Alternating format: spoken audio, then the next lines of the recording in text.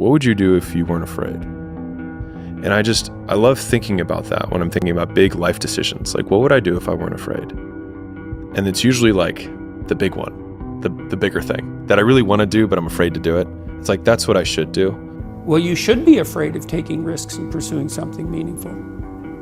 But you should be more afraid of staying where you are if it's making you miserable. It's like the first thing you want to do is dispense with the idea that you get to have any permanent security outside of your ability to contend and adapt. It's the same issue with children. It's like you're paying a price by sitting there being miserable. And you might say, well, the devil I know is better than the one I don't. It's like, don't be so sure of that. The clock is ticking. Yeah, and if you're miserable in your job now and you change nothing, in 5 years you'll be much more miserable and you'll be a lot older. If you play it safe, you're gonna exist. You only get to live when you take risk. Ain't no living in safety. You can't be the man if you don't jump.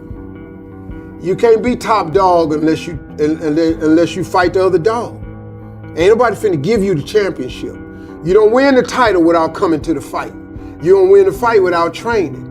You need to put yourself in uncomfortable situations and uncomfortable scenarios, okay?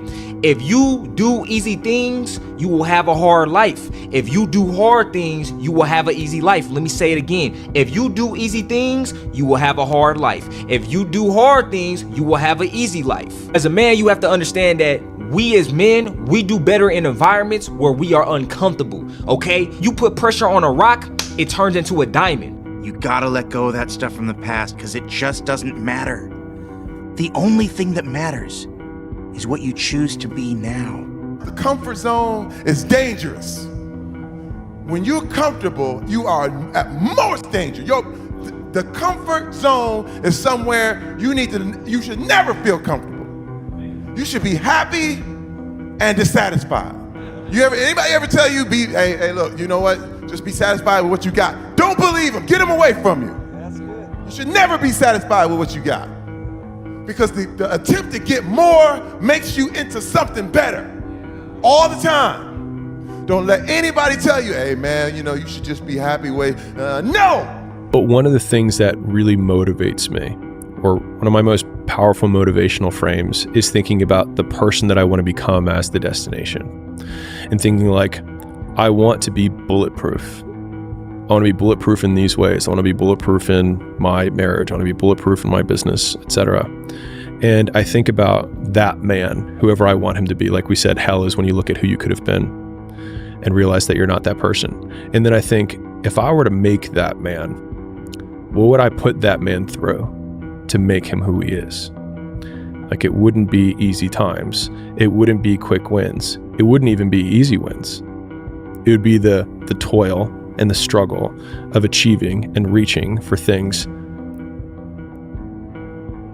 that are right out of grasp, that are right above my threshold, and continuing to do that to like lift the weight, to build the muscle, to break it down and do it over and over again, because like that's what creates the character traits that are the man that I want to be. And so when I'm going through those like really harder times, I like to think of like looking in my mental mirror of like, I'm making you. I'm not there yet, but I'm making you. So I wanted to project myself forward to age 80 and say, okay, now I'm looking back on my life. I want to have minimized the number of regrets I have. And I knew that when I was 80, I was not going to regret having tried this. I was not going to regret having trying to participate in this thing called the internet that I thought was going to be a really big deal. I knew that if I failed, I wouldn't regret that. But I knew the one thing I might regret is not ever having tried. And I knew that that would haunt me every day. And so when I thought about it that way, it was an incredibly easy decision. You get older, you think about things. My estimate historically, 80% of the time it ends up in the can like Johnny Shack. Or on the embalming table at Cozzarelli's. No risk, no reward. Some people see the thing that they want, and some people see the thing that prevents them from getting the thing that they want. This next 5-year window is when you don't go practical and safe. This is not the time to get the job mom wanted you to. This is the time to realize that you have a 5-year window, and it's 3 for some, it's 8 for others, but this is a 5-year window for you to attack the life that you want to win. You have to take chances in life. If you don't take chances in life, you'll never have the life God has for you. Life is about risk. If you play it safe in life, you ain't gonna have much of a life. If you play it safe, you won't have much of a life. Life is risk. It take courage to pursue your dream. I just did it. It cost me everything, but eventually, God is very good, man, when he sees you take a leap of faith. He supplies you everything you need. Now, it's gonna cost you something, but most people are not willing to pay what it costs to go after your dream, because you're gonna have to hurt a little bit. Fear is a mile wide and an inch deep. And so it looks like this ocean that you're gonna step into and drown. But as soon as you step into it, you realize it was not that deep at all, and you can keep walking through it. And I just love that visual, because a lot of times when it's like we have this anxiety around this big decision we have to make, if you actually take the step and realize that it's not death, you're not gonna drown immediately. There's plenty of other steps you can take from there, even if you get a little wet. You need to get on it. You need to be in here every day. You're almost out of time. You're 22, you're late. It's a man's game tonight now, you know that. It's a man's game tonight. Here we come. Here we come. It's a man's game now. I believe so much in myself, and I have a bulletproof mind. And when I go out there, I know what I'm able to do, and I do it good. It's pushing the water, and there's a jogger, actually. Look at this. Wow. It's a Florida man right there for you, Blake, jogging in the hurricane. If you pan it down here, you see it's about 3 o'clock in the morning, and there's not a car or a person in sight. If you pan over here, it's the same thing. Not a car or a person in sight. People call it arrogant, I call it confidence. Ignorant people call it arrogant, intelligent people call it confidence. There are no solutions, only trade-offs. What's that mean to you? That you're never going to completely solve anything in your life or in the world, and there's always going to be compromises that you have to make. And if you aren't willing to make those compromises, or you don't keep your mind open for those compromises, you're going to run into some real problems. But if you look at it and the fact that you might put a little more effort over here, and it's going to take away from some effort over there, you can't just do everything at once. So yeah, no solutions, only trade-offs. We have no Great War, no Great Depression. Our Great War is a spiritual war. Our Great Depression is our lives. I can't. You can't? Are you f***ing kidding me? You just said I can't? Like, I want to bitch slap that motherfucker. You know what I'm saying? I can't. I don't have time for people that are weak and they say I can't. No, you can. You will. You gotta look at things and say, like at a certain point, like eliminate the outcome. Stop being driven by rewards. Stop being driven by outcomes. Stop being driven by, if I get this, I'm gonna do this. Just work. And if you don't get what you thought you were gonna get, show up and still go to work.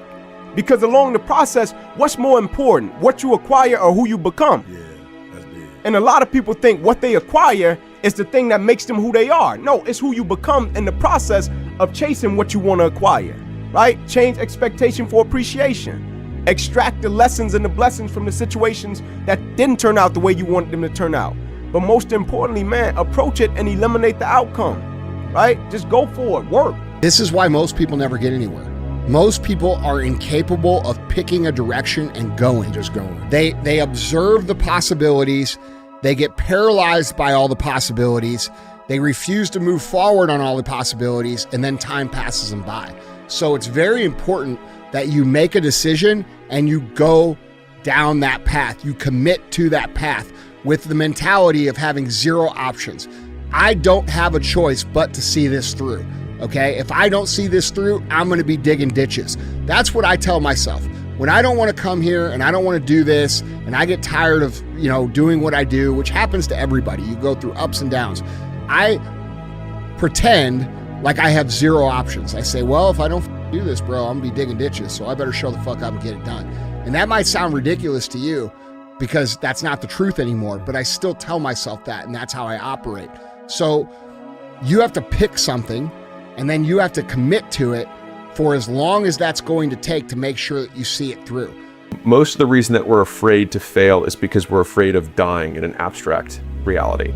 We think, oh, we catastrophize. Okay, I'll lose my job, and then no one will like me, and then I won't be able to get a job again, and then I'll be homeless, and then I'll die. Like, it's just, right? Like, that's how we go, right? But when I thought through it, I was like, what would actually happen? So if I went there and I failed, what would I do? I was like, well, I'd apply to business school, and I'd have this cool story, and they like entrepreneurs. They're people who tried to do things. So this would be fine. This would be okay. And I have plenty of friends who would let me sleep on the couch if I had to.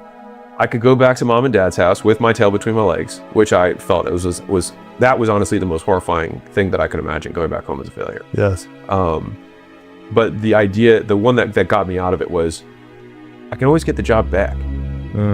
So like, this is actually a significantly lower risk move than I'm perceiving it to be. I can get the job back, or I can get another job that's comparable. Right. I have the experience, and me doing all this stuff only makes me more valuable, because I'll have a cooler story than somebody who just did 4 years of this job rather than 2, and then did 2 years of things on their own. And so that was the one argument.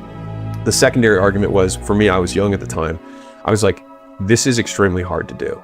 If you say, because I used to always tell people like, yeah, and I'd like to own my own business someday. Like, it's almost like you like tag it on to like, what do you do now? And I'd like to, and so I thought to myself, if it's this hard now, when I have no kids, I have no wife, I have no stakes, it's going to be nearly impossible for me to do later. And so I was like, I have to do it now. Do you think Michael Jordan was just interested in winning championships?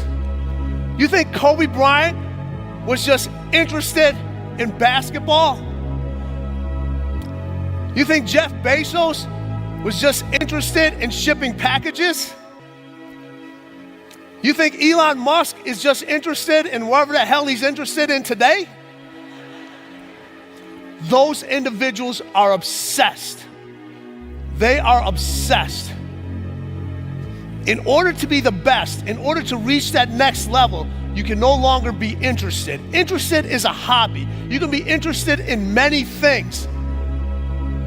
Oh, I'm interested in reading. I'm interested in gardening. I'm interested in cars. You can fall in and out of your interest. But your obsession stays with you all the time. You have to become obsessed. I'm alone and look at me. There's nobody around me. Nobody likes me, man. It is what it is. Sometimes in life, people are not going to be around you to motivate you. They're not going to be around you to push you, to celebrate you, to applaud you. You got to do it on your own. That's what I'm doing right now. Champions do daily what everybody do occasionally. Everybody else does. You just do it daily. You're not. Yeah, we do. You're not extraordinary. You just do the ordinary extra. That's it. You. That's what makes you separate. This thing that we all have, everyone has, and not just me. I mean, everybody that does anything has, and it's like this voice in your head that wants you to do nothing. This voice in your head, you have to decide that you are a professional. This is what a professional does. A professional goes to work and they give in to the muse. Okay, the concept of the muse. You settle in and receive creativity almost like as a divine gift from this magical entity, the muse. Now, whether or not it's real is not important. What's important is if you treat it as if it's real, it does work. Now you know what giving it your all is. And you will not succeed in business or any endeavor in life until that fight you just went through is applied to the same endeavor. Whatever reasons that we usually give ourselves in the beginning for why we can't achieve something, you can almost always find not only just someone, but someone who's achieved world-class levels of success with worse conditions than you currently have, which then means it's absolutely possible, and then the only thing that it takes to get there is work. Be the now of what you want to be later. It starts right now. And if you're not doing the now, don't ever expect the later to be the person you want to look in the mirror. We should not criticize ourselves. We should not say the things that we could have done better. But I believe that that voice isn't an insecurity. I think it's a version that wants you to chase your potential. Come on. Your all's a lot more than you know. You got more inside of you to give. Stop selling yourself so short. Unwavering confidence is a lie. The fears never go away completely. They just don't linger as long. There's so much opportunity on the other side of being willing to persist for an extended period of time on the correct path without getting positive reinforcement from your environment. And the longer you can stick with something without that positive feedback loop in terms of the big external thing, the easier the opportunities are because so few people can pursue them. I've found greater fulfillment in the journey of pursuing my goals than in the moment of achieving them. It won't get harder. Like, this is the hardest part. And so if you can just make it through this, everything else is downhill. It's not that the things that the dragons are going to slay aren't going to get bigger. They are. But you become so much more equipped to slay them back. And you have so many more allies. You have people in the stands cheering for you. You have the audience. You have all of these other things that are behind you. But in the beginning, it's just you with a stick against a bear. No one ever tells stories about the hero who made it all happen immediately and had no hardships. No one cares. Everyone loves the story because we can see ourselves in the character and how much we hope to be like them. And it's the being like them, not the having what they have, that we usually like. So tell yourself you're going to do something you don't think you really can do. You're creating this gap between your beliefs and your reality, and it just creates more stress in yourself and an inability to perform, in my opinion. If my life was a movie and someone were to watch it, I hope they'd be inspired to take risks, not just risks to achieve success, but embrace feeling, both pride and shame, fear and excitement. Personally, I want to experience as much life as possible, and that only happens when you embrace the highs and the lows. If you don't have highs, you don't have lows, it doesn't come. If you numb the bad, you numb the good. When you learn to embrace them, they're way more fleeting than you realize. What have you learned about how to deal with and overcome fear? Go. When all that fear that's in your head, all the what ifs and the scenarios that you create inside your own mind that are way worse than anything that is actually going to happen, they all disappear when you go. So just take action and start moving forward. That is the moment that can last 1,000,000 years, is waiting to go. You're upside down financially, relationship went south, you got whatever those things are, your credit card debt is up, you got fired from your job. Okay, you're in a terrible situation. What are your options? What you have to do is, well, you kind of have to prioritize and execute, right? Like, okay, I got all these bad things going on in my life. What is my biggest problem right now? And you got to say, okay, I got to start with solving that problem. And you got to start to going back to I think it was the initial thing that we talked about, take action. And a year from now, it's going to happen like that. And who is your future self? 1 year from now, who is it? Just like everyone's out of here, go party Saturday night. They're not willing to sacrifice. I'm like the lone survivor in here. You know? Tonight will be over with too. Tomorrow I'll be stronger for it. Another day will go by. 365 of them happen so fucking fast. Who are you going to be in a year from now? And in a year from now, does that future person hold regret or pride?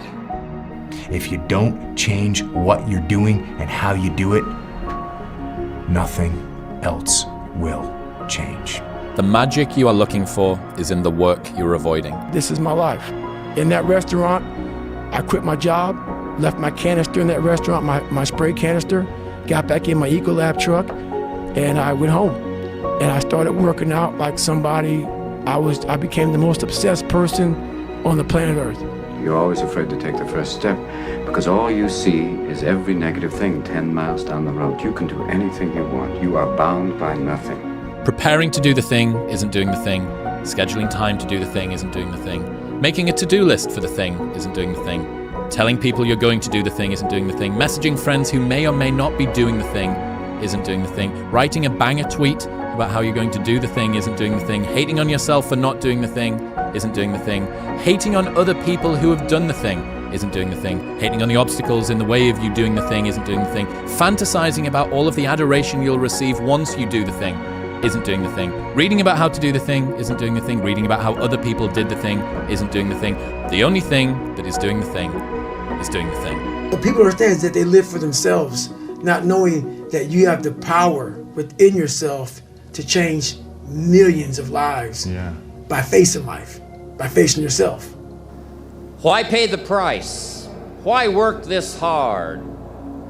Why go this far? Why try to learn this much? Why try to do it all? Why try to see it all? Why try to have it all? Why do it? Why learn it? Why study? Why put yourself out? Why try to take on this much responsibility? Why develop yourself to the full? Why try to become all that you can possibly become? Why try to earn as much as you can earn, share as much as you can share, develop every skill you possibly can, see every human you possibly can, go to every class you possibly can, touch everybody you possibly can? Why do that much? Why go that far? Why share that much? Scratch, friction, obstacles create growth. There's no friction when you're this far up in the game anymore. Nothing is going to change unless you change what you're doing. Change the junk food that you're eating. Change the time that you wake up. Change what you do when you get out of bed. Change what you do with your time. You have to change some things or nothing will change. So make changes and start little. Get up a little bit earlier. Get a workout done. It doesn't have to be epic. It doesn't have to be epic. Through hard work, you can outwork anybody, no matter how badass they are. But that's the part people don't want to dive into. This society is too weak. And why? Because of all the technology which is available right now, so you don't need to use your body anymore. I always think about in the Stone Ages. Do you think somebody in the Stone Ages had depression? Yeah, or even a more modern variation, the Spartans. Do you think they had depression? You know, maybe you are laughing, but all of these groups, they are too busy with their body. They are too busy with activity to be depressed.